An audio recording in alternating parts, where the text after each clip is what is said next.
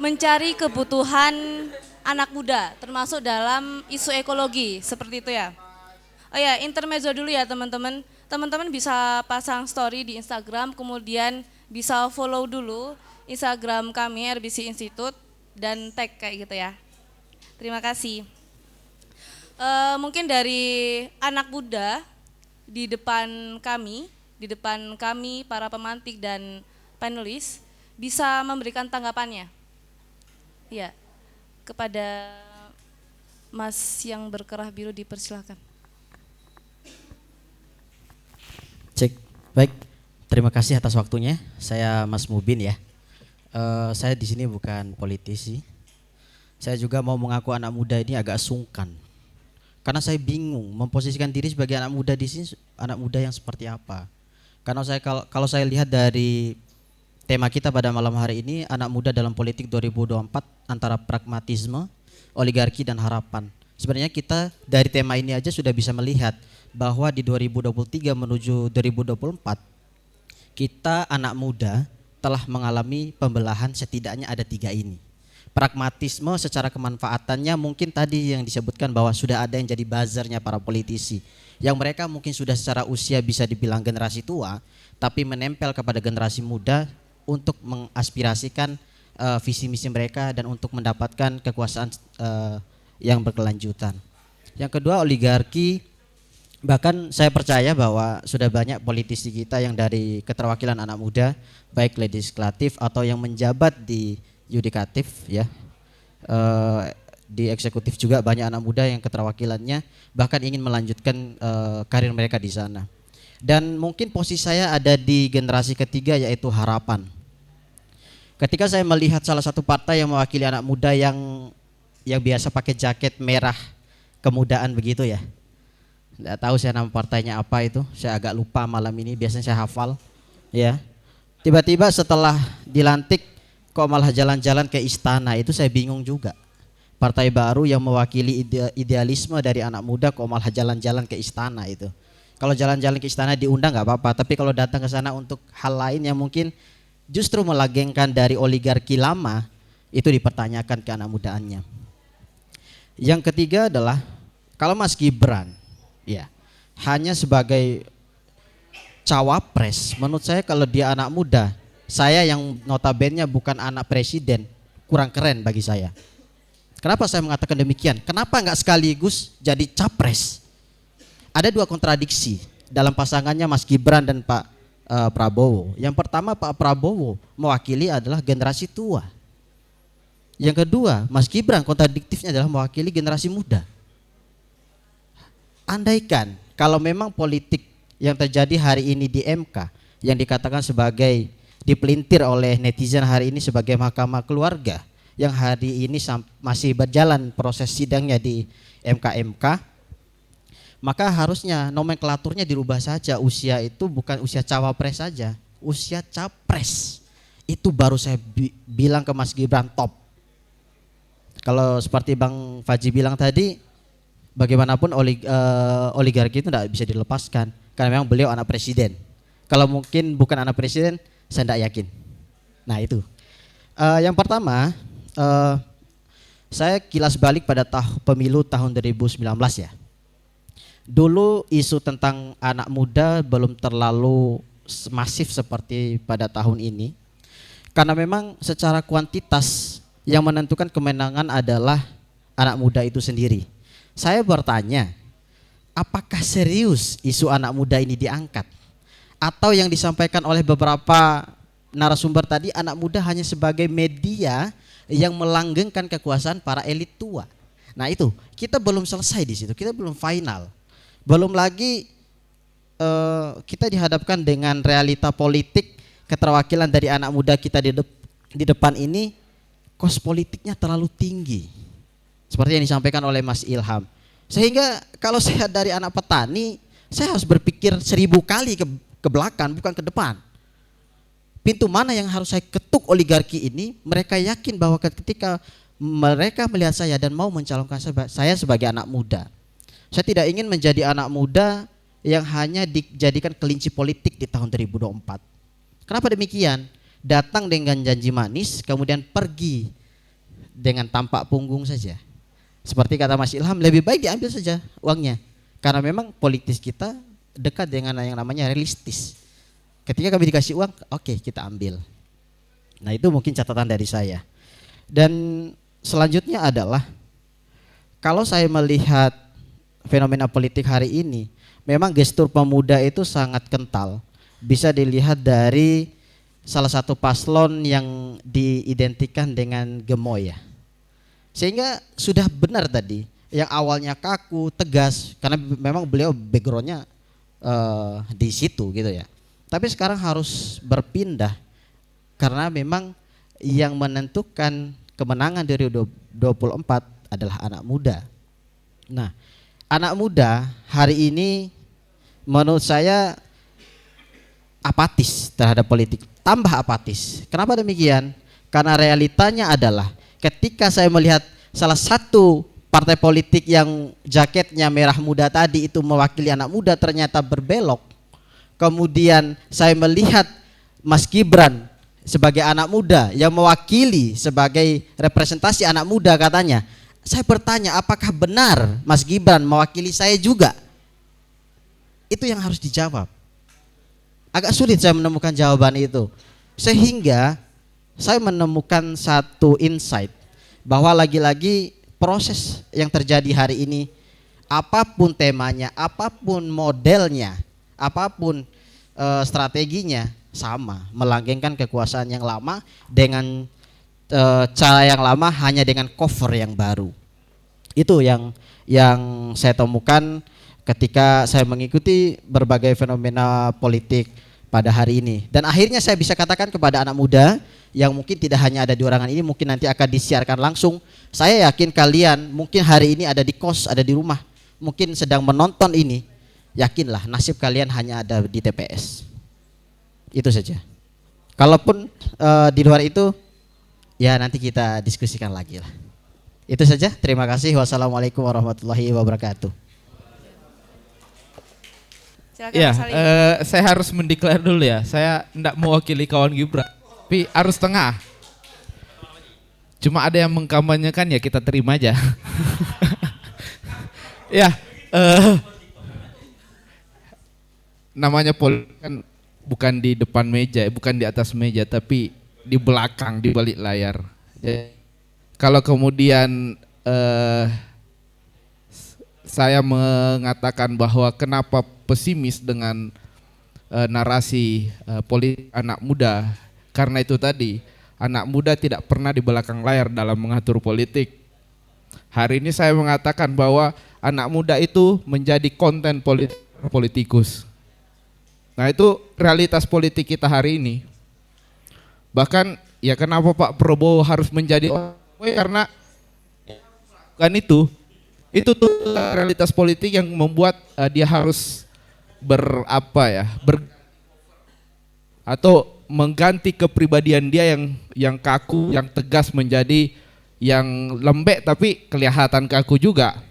Coba lihat kalau dia joget, itu kan kayak patah-patah itu. Iya, makanya patah-patah kan. Iya. Kalau kemudian ada narasi bahwa Mas Gibran misalnya ya, bukan berarti saya kawan Gibran, Mas Gibran ini apakah betul mewakili suara anak muda? Ya coba dilihat, apa betul bahwa Mas Gibran pernah berdialog dengan aspirasi anak muda? Kan itu menjadi pertanyaan besar. Yang kedua adalah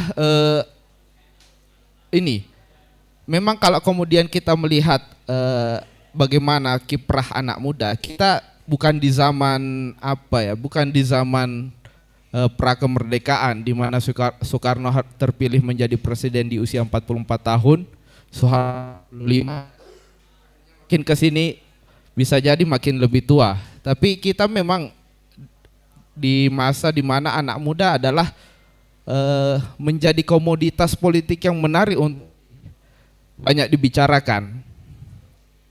Apalagi politik di Indonesia di era reformasi itu lebih banyak menggunakan simbol sebagai kekuatan politik. Kenapa itu?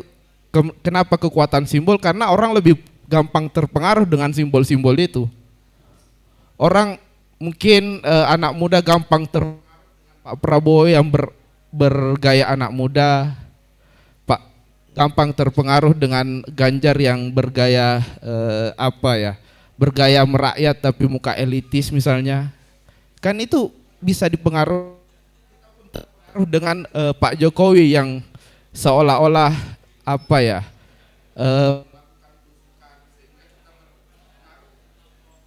bahwa Pak Jokowi ini betul-betul merakyat, ditambah dengan wajahnya yang memang tidak elitis ya. Nah, ini kan simbol semua. Sehingga itulah yang mempengaruhi politik kita. Artinya kalau kemudian mau berperan sama aja. Didekatkan ke depan aja Mas, biar ya. Kalau kemudian anak muda ingin berperan langsung dalam politik, maka yang harus dilakukan oleh anak muda itu bukan merelakan di mana-mana, tapi buat sebuah gerakan. Kalau mau ya boikot partai politik, bikin gerbong politik baru. Iya, bikin gerbong politik baru. Karena kalau partai kita akan terpecah-pecah. Ya kan, kita bicara siapa yang partai mana yang akan mewakili aspirasi saya. Ya mending bikin partai politik baru, bikin gerbong politik baru. Kita boikot partai politik yang ada itu. Kan itu lebih lebih bisa mendistruksi semua itu. Akhirnya apa yang terjadi? Pasti akan ada konflik. Nah, dalam konflik itulah akhirnya muncul kompromi-kompromi, dan itulah yang akan merubah realitas politik kita. Nah, mungkin itu saja dari saya. Terima kasih. Ada isu seperti ini, bahwasanya MK sekarang itu sudah menjadi mahkamah keluarga. Seperti itu. Mungkin bisa ditanggapi oleh Mas Faji. Bagaimana menurut Mas Faji terkait hal ini? Mahkamah keluarga, yaitu kita harus terima istilah itu. Siapa yang menerima, kita atau Jokowi atau ketua MK? Jadi begini, kita melihat Gibran tidak pada dia sebagai sosok muda, sehingga kita harus terjawab bahwa apakah Gibran itu mewakili aspirasi kita sebagai anak muda. Saya lebih melihat Gibran sebagai satu simbol kepemimpinan nasional. Maka kita harus berpikir jauh bahwa apakah Gibran itu sudah pantas menjadi pemimpin nasional. Itu yang harus dijawab. Kemudian kita perlu melihat histori politik Gibran. Tidak bisa kita lepas. Sejak kapan Gibran itu terlibat dalam politik? Kemudian apa yang telah dia lakukan selama menjadi wali kota Solo?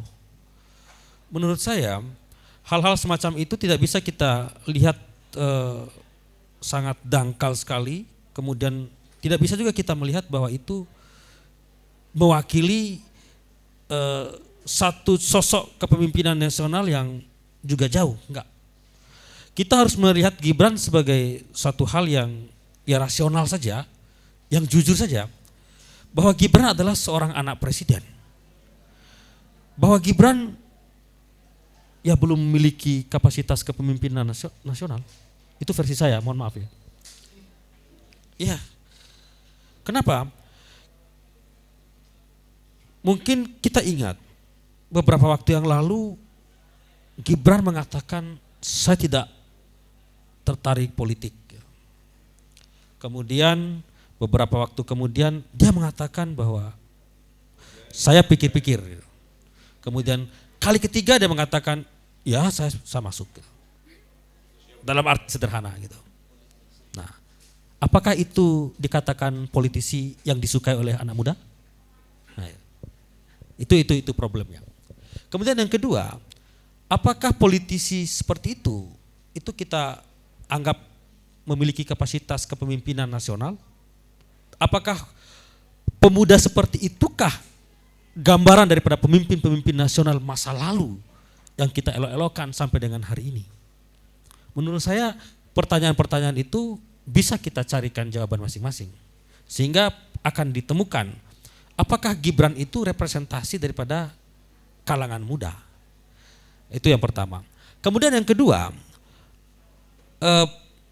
pertanyaan apakah anak muda ini hanya sebagai satu komoditas politik?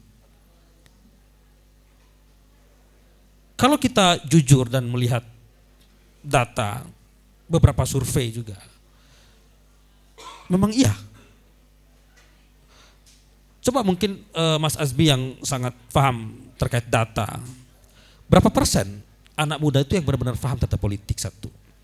Kemudian yang kedua, berapa persen anak muda itu yang memberikan pilihannya atau pilihan politiknya itu berdasarkan kesadaran dan pengetahuan politik. Itu berapa persen? Kemudian berapa persen anak muda itu yang asal milih saja? Dan saya rasa itulah angka yang paling besar. Mereka asal milih. Mereka tidak mempelajari dan mereka cenderung tidak mau memahami. Nah, ini yang menjadi tugas kita bersama, sehingga dalam lewat forum-forum seperti ini kita memberikan pendidikan politik itu. Kalau di kesempatan yang pertama tadi saya sampaikan bahwa kalau kita berbicara tentang politik nilai, itu berhenti di wilayah kampus, akademisi dan lain-lain, forum-forum ilmiah. Tapi kalau kita bicara bahwa pemuda sebagai politisi, ya maka dia akan berbicara pragmatis, bagaimana caranya untuk menang gitu. Ya itu kenyataan yang harus kita terima. Namun lagi-lagi karena kita juga punya tugas sebagai anak muda yang kemudian bagaimana memberikan penyadaran-penyadaran politik, diskursus politik yang baik, politik yang rasional, kemudian politik yang memiliki nilai, itu tetap harus kita gaungkan. Sehingga pertanyaan-pertanyaan seperti yang diajukan Mas Mubin tadi, apakah Gibran itu mempresentasikan anak muda hari ini? Saya pikir itu akan bisa terjawab dengan sendirinya. Dan kita lihat, Gibran itu kita lihat sebagai sosok anak muda saja, atau dia sebagai sosok kepemimpinan nasional. Kalau kita melihat Gibran satu kesatuan bahwa dia adalah kepemimpinan nasional, kita harus mengukur. Tidak bisa tidak, kita harus mengukur Gibran itu apakah pantas kita sematkan dia sebagai satu tokoh atau pemimpin nasional. Itu bisa kita jawab lewat diskursus semacam ini, kemudian lewat data, dan banyak hal yang bisa kita lakukan. Mungkin itu yang bisa saya sampaikan. Terima kasih. Assalamualaikum warahmatullahi wabarakatuh. Ada 3 calon presiden dan wakil presiden dari partai pengusung yang berbeda-beda tentunya. Kemudian dari capres sendiri sudah melewati beberapa jabatan politik yang dibuktikan dengan keberhasilannya dalam mengayomi masyarakat di bawahnya, seperti itu. Sejauh ini, saya sebagai anak muda melihat keberhasilan seorang pemimpin dalam mengayomi masyarakatnya itu masih jatuh kepada salah satu capres saja. Siapa itu? Ya mungkin bisa kita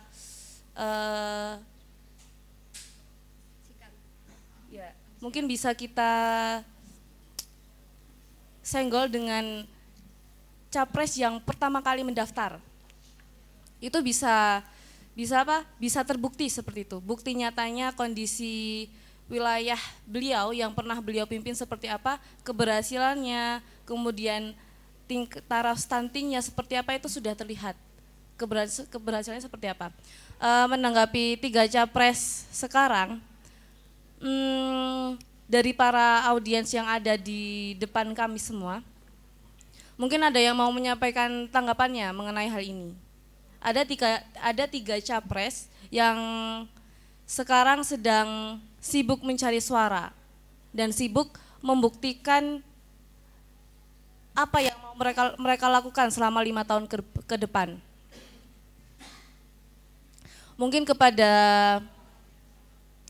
saudara di depan saya yang memakai baju hitam bisa memberikan tanggapannya. Ini nih. Oh iya, Silakan Mas. Terima kasih. Saya ingin menyambung Mas Fazi tadi ya, bukan menjawab ini pertanyaan ini gitu. Sebenarnya teman-teman semua, saya berbahagia sekali ada pada forum ini gitu ya. Di mana saya dikumpulkan, saya berkumpul dengan pemuda-pemuda yang saya sangat yakini bisa bersikap rasional gitu ya dalam momen politik tahun 2024 nanti. Di sini ada teman-teman audiens yang saya rasa cerdas-cerdas, ada dari mahasiswa, perwakilan mahasiswa yang juga sangat pastinya intelek, ada perwakilan organisasi pemuda, ada 2 caleg muda yang hebat, benar-benar hebat menurut saya. Di sebelah kiri saya ada dosen, ada teman-teman influencer dan jurnalis ternama.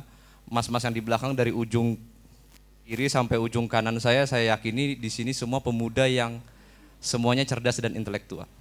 Kalau berbicara pragmatis, saya sangat meyakini bahwa kita yang berkumpul hari ini sangat bisa bersikap pragmatis dengan bertanggung jawab. Bisa memilih mana yang baik dan yang benar. Bisa memilih presiden yang baik dan yang benar, atau caleg atau partai. Tapi yang perlu saya ingatkan lagi atau yang perlu saya senggol sedikit adalah pemuda di negara kita itu bukan hanya kita yang berkumpul di sini gitu. Kita yang berkumpul di sini alhamdulillahnya gitu ya. Semua pemuda-pemuda yang bisa berpikir rasional gitu ya dalam mengambil keputusan, bahkan keputusan politik. Alhamdulillahnya. Tapi perlu kita ingat bahwa pemuda yang jadi objek diskusi kita hari ini bukan hanya kita yang hadir di ruangan ini saja, yang artinya jumlah pemuda di luar sana itu puluhan juta. Lalu yang perlu kita yakinkan, apakah kemudian jumlah pemuda di luar sana itu memiliki cara berpikir rasional dan intelektual seperti teman-teman yang hadir di sini? Itu masalahnya, gitu ya. Saya yakin teman-teman dari pojok kiri sampai pojok belakang ketika ditanya bagaimana cara memutuskan memilih seorang caleg, saya yakin rasional, cerdas. Pilihannya tidak salah, gitu ya. Ada 2 caleg yang sangat cerdas ketika ditanya program apa yang Anda akan berikan ketika terpilih. Saya sangat percaya program yang menyentuh pada kebutuhan masyarakat. Tapi masalahnya caleg muda di negara Konoha ini bukan cuma gitu ya. Yang mungkin kita perlu pertanyakan kualitasnya gitu. Makanya saya ingin menanggapi Mas Fazi, benar kata Mas Fazi, marilah kita yang berdiskusi hari ini keluar pada gerbong kita yang ada di dalam sini, kemudian menyebarkan ilmu itu gitu loh.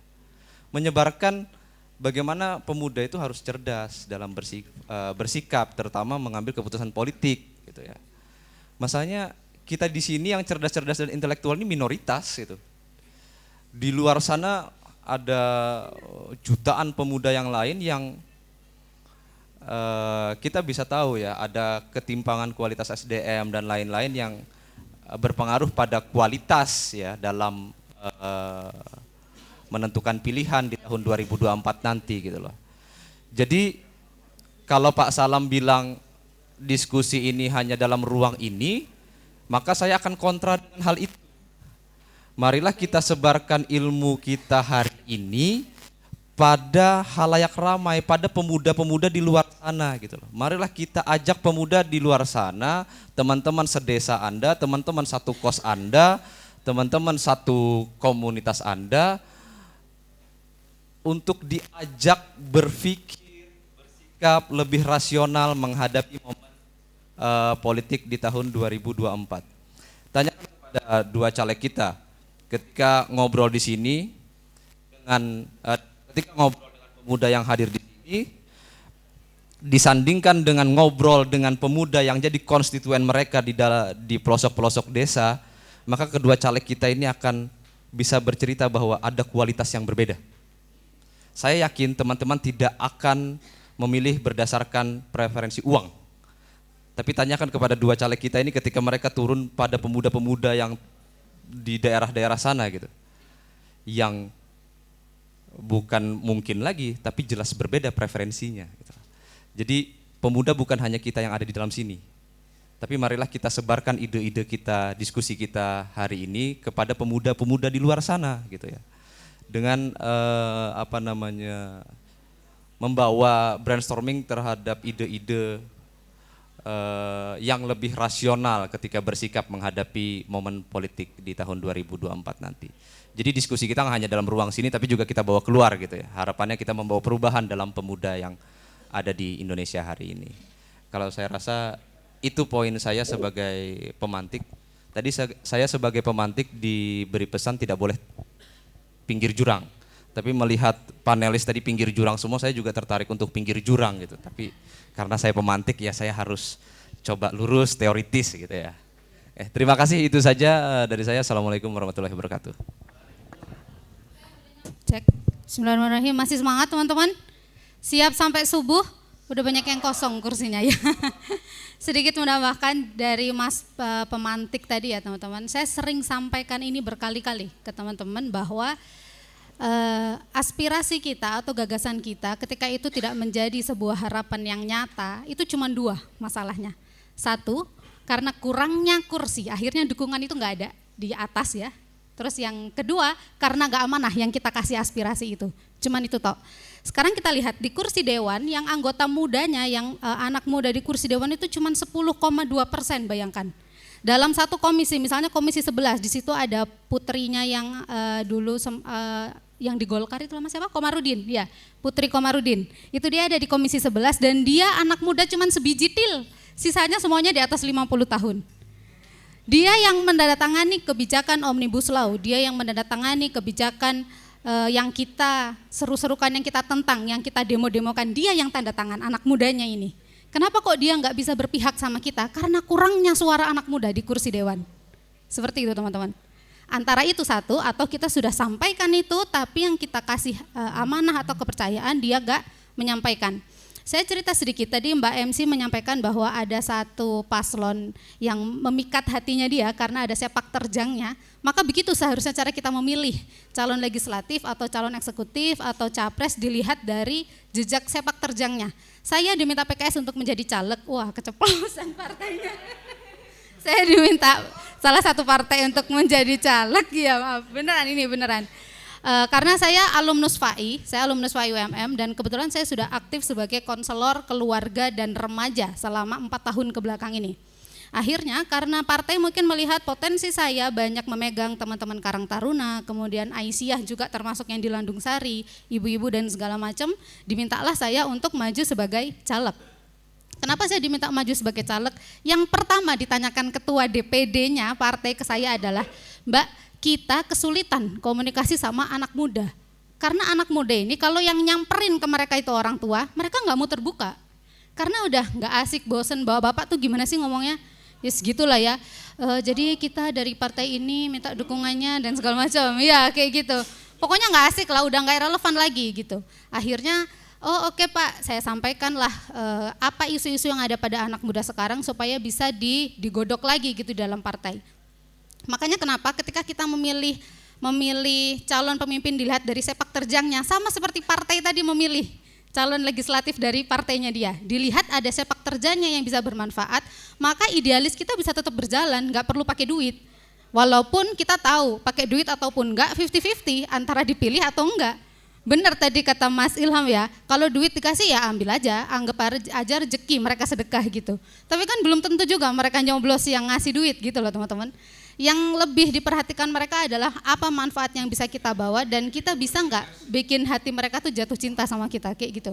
Itu yang kedua. Kemudian yang ketiga nih teman-teman, karena saya konselor ya, saya sampaikan bahwa generasi saat ini itu adalah generasi yang overstimulate. Mereka generasi yang sudah terlalu banyak mendapatkan stimulus dari luar kebanyakan. Makanya kalau teman-teman lihat di psikotes, usia 17 tahun, tapi dia kepribadiannya atau psikologisnya kayak usia 30 atau 35 tahun. Itu karena overstimulate, betul itu. Bayangkan aja mereka kena gadget dari usia 2 tahun, 3 tahun, beda sama yang generasinya Mas Greni, mungkin generasinya Pak Gus Durian, beda ya. Betul, overstimulate ini, kebanyakan stimulus ini membuat anak-anak muda itu gampang bosen. Mereka nggak bisa nyerap info, ketika dapat info yang sekiranya nggak relevan sama dia langsung di-scroll, mereka nggak cari tahu. Dan mereka hanya tertarik pada hal-hal yang dikiranya itu baru, kayak tadi, Prabowo jadi gemoy, kemudian Aldi Taher, padahal mereka tahu kualitas tuh nggak bisa dilihat dari framing gitu aja. Tapi karena overstimulate itu membuat mereka jadinya ogah berperan di politik karena menurut mereka politik itu ya gitu, menjenuhkan, mereka udah jengah dan segala macam. Makanya kita yang minoritas ini, yang di ruangan ini tadi kata Mas Pemantik ya, memang kerjanya harus lebih kuat, lebih keras, lebih capek gitu teman-teman. Teman-teman yang betul, teman-teman yang ada di pedesaan atau teman-teman yang tertinggal, teman-teman yang nggak bisa kuliah, itu kita bisa jadi satu jembatan untuk nyampaikan beasiswa ke mereka. Kebetulan saya salah satu caleg RI yang tandem sama saya itu Dr. Gamal. Beliau tuh nyampaikan beasiswa tuh sudah banyak sekali, 500 lebih. Teman-teman bayangkan kalau misalnya kita anak muda ini bisa nyampaikan beasiswa untuk teman-teman yang nggak bisa kuliah, kemudian kita punya anggota dewan sebagai pijakan tadi ya, harus ada permainannya lewat saya lewat Mas Greni. Saya pikir walaupun saya sama Mas Greni datang dari partai yang berbeda, tujuan kita tetap sama untuk anak muda, betul Mas Greni? Jadi ketika teman-teman,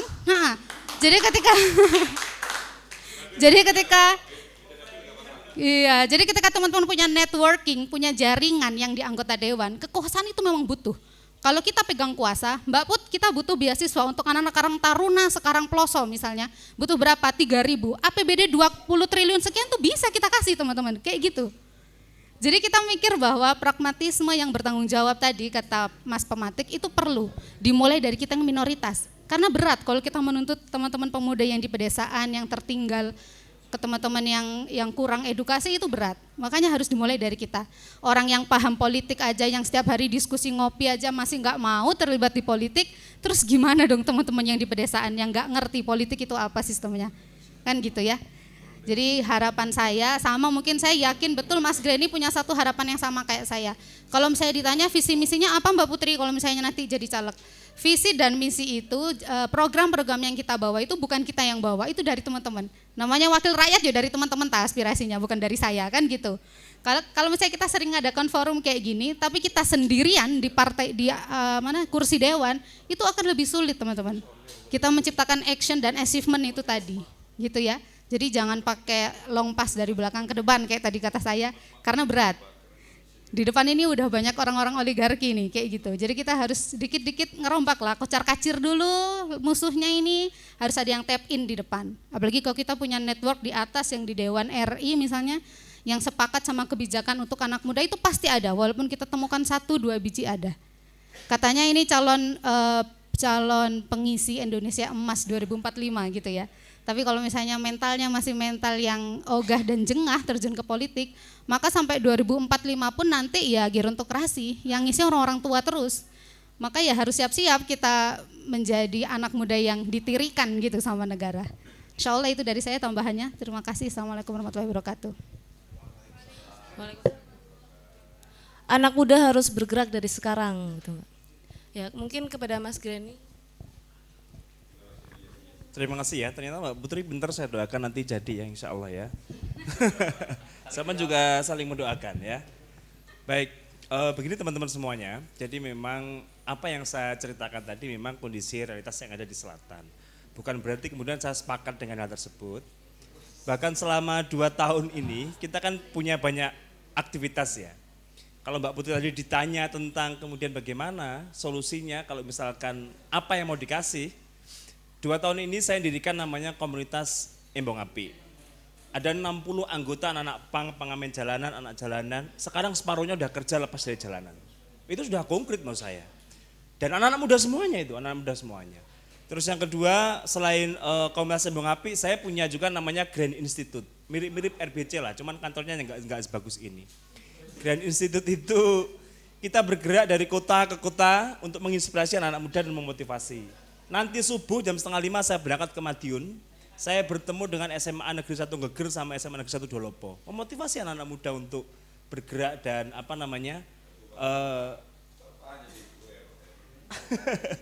untuk kemudian bisa berperan untuk bangsa ini. Begitu. Jadi cuman masalahnya begini, anak-anak muda yang seperti itu dikit jumlahnya begitu loh.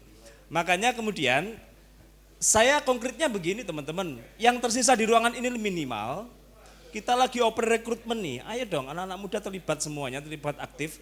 Jangan hanya menentukan pilihan, tapi juga kemudian kalau sampai menentukan pilihan hari ini, lalu terlibat aktif. Supaya apa? Hari ini loh sampai juga berpikir dalam hati.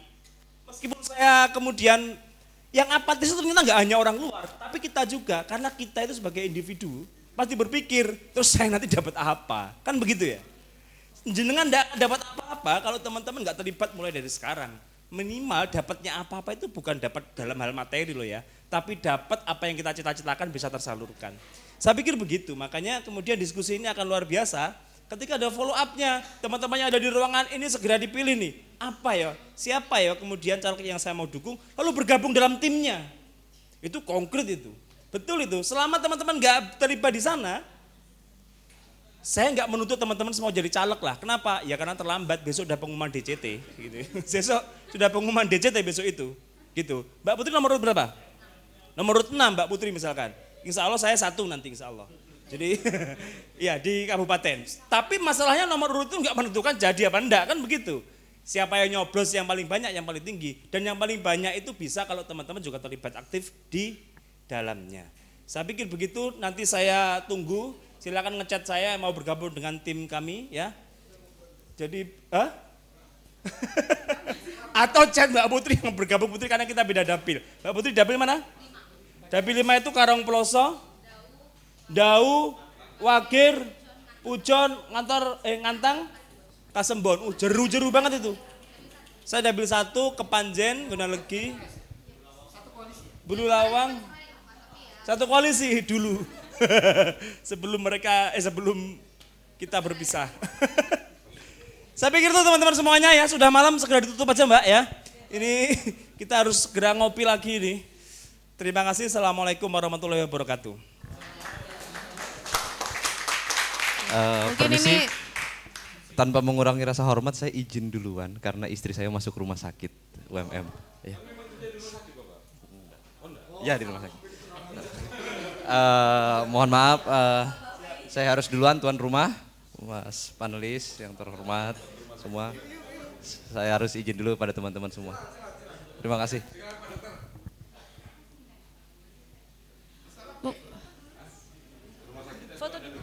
Foto dulu gimana mas? Oh.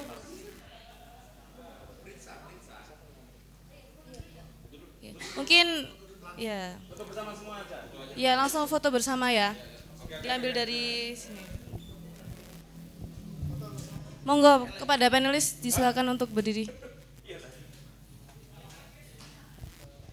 Mas Ilham, Mas Ainur, Mas Hakim.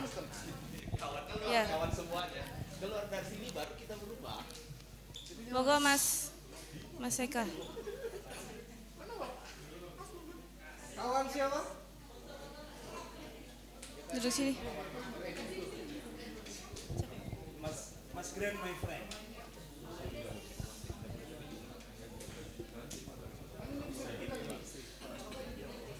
Goodie bag-nya langsung diserahkan oleh Direktur RBC ya.